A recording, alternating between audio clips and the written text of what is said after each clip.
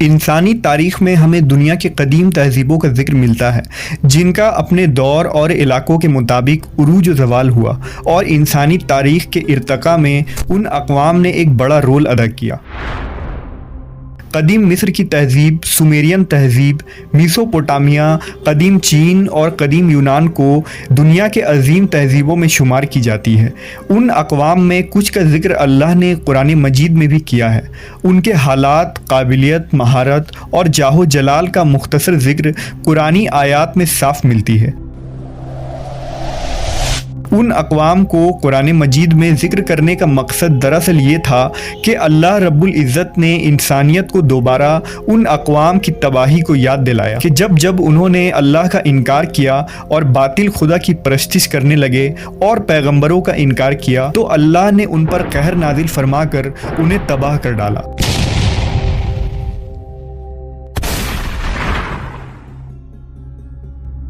ان کی عظیم شان و شوکت اللہ کے جلال اور غضب کے سامنے پارا پارا ہو کر رہ گئی اور وہ صفحہ ہستی سے ہی مٹ گئے۔ ان کے بڑے بڑے محلات کھنڈرات میں تبدیل ہو گئے۔ اللہ نے سورہ انعام میں فرمایا، زمین میں چل پھر کر دیکھ لو کہ جھٹلانے والوں کا کیا انجام ہوا۔ ان تباہ شدہ اقوام میں ایک نام موہن جوداڑو کا ہے جو وادی سندھ کی قدیم تہذیب کا مرکز اور ترقی یافتہ مقام تھا، جو 5000 سال قبل مسیح سے 2600 قبل مسیح تک آباد تھی۔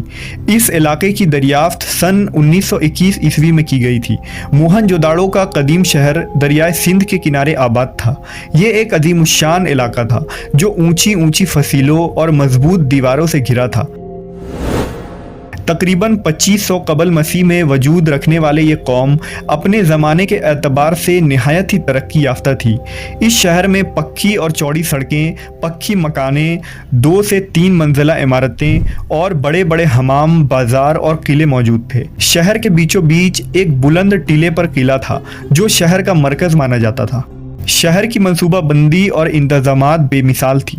مورخین کے مطابق سیلاب اور دشمنوں کے حملوں سے بچنے کے لیے اس قوم نے جو تدابیر اور منصوبوں کا استعمال کیا تھا وہ حیران کن ہے۔ اس وقت دنیا میں موجود کوئی بھی تہذیب موہن جوداڑو کے نظام اور انتظامات کی برابری نہیں کر سکتی تھی۔ اب سوال یہ پیدا ہوتا ہے کہ اتنی عظیم قوم کا زوال کیسے ہوا؟ کچھ مورخین کے مطابق دریائے سندھ کے کنارے بسے ہونے کی وجہ سے اس شہر میں کئی بار سیلاب آیا جس وجہ سے یہ شہر تباہ ہو گیا، جبکہ کچھ تاریخ داں آثار قدیم کے ثبوت اور ملبوں سے یہ نتیجہ نکالتے ہیں کہ بیرونی آریائی اقوام کے حملوں سے موہن جوداڑو تباہ ہوا تھا۔ قرآن مجید میں صراحتاً موہن جوداڑو یا وادی سندھ نامی کسی قوم کا ذکر موجود نہیں ہے۔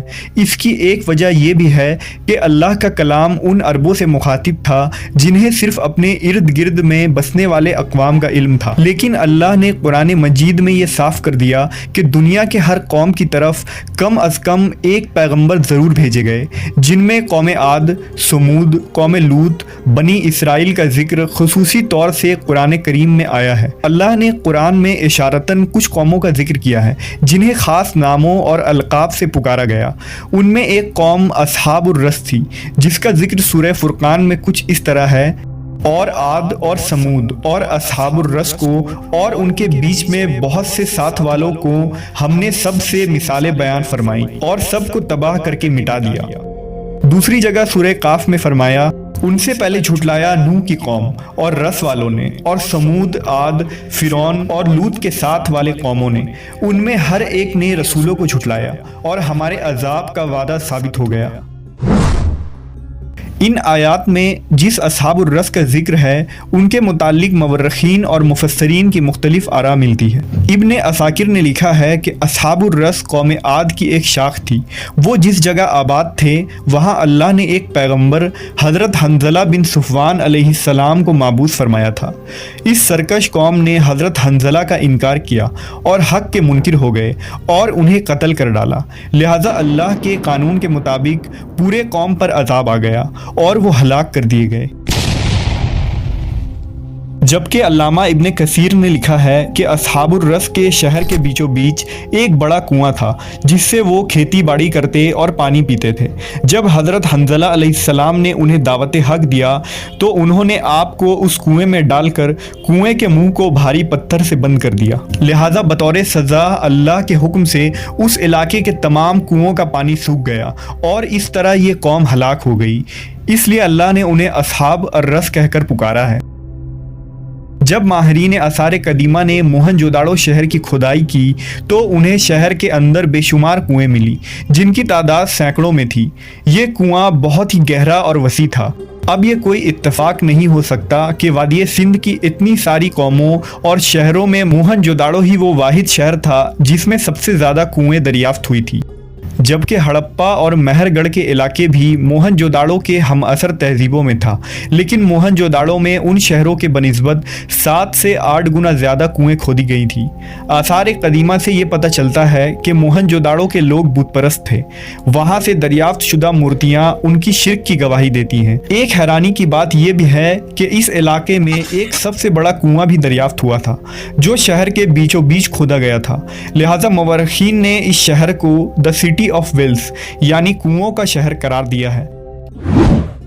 इन सबूतों और हकाइक के सामने आने के बाद ये बात बईद नहीं कि ये कौम जिसे आज हम मोहनजोदाड़ो के नाम से मौसूम करते हैं ये वही लोग हों जिसे अल्लाह ने कुरान मजीद में असहाबुर रस कहा है।